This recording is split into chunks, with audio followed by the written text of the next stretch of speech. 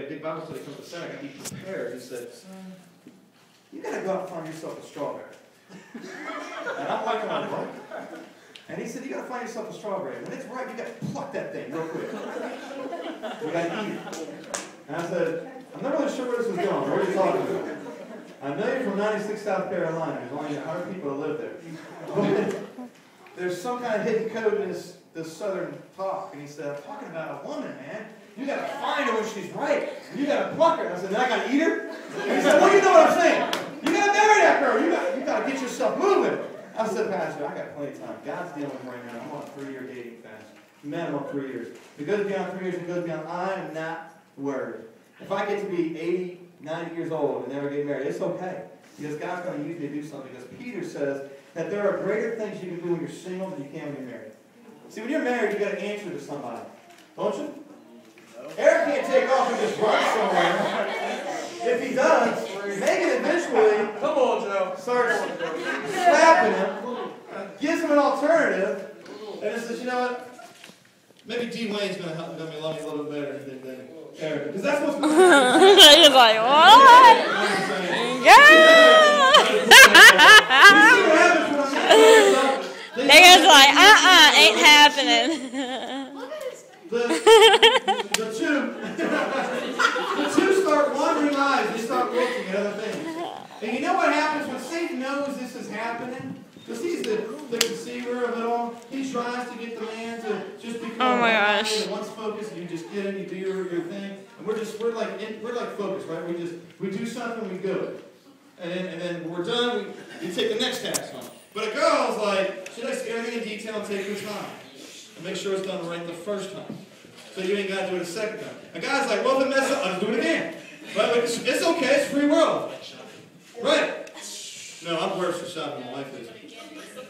So, when God gets in, he starts talking about a gal being loved, he starts talking about that relationship, establishing that friendship first, right? You have fun.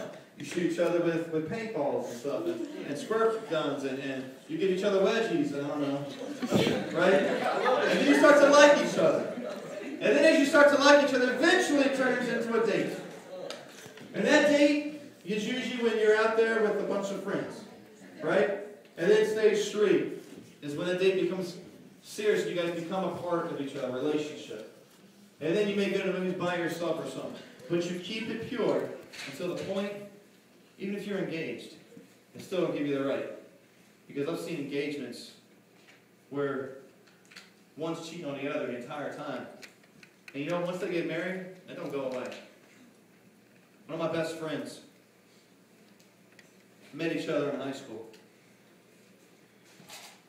And she became pregnant at the age of 16 and he was 15.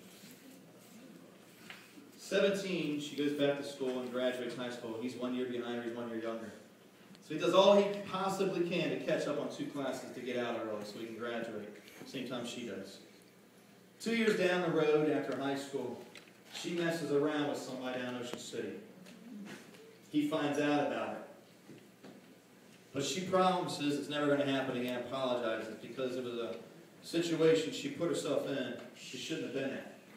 She was with friends and girls, they're all single. You can't be married and hang out with a bunch of singles and think like a single. Especially in Ocean City, right? You got to have, always, you're a different person now.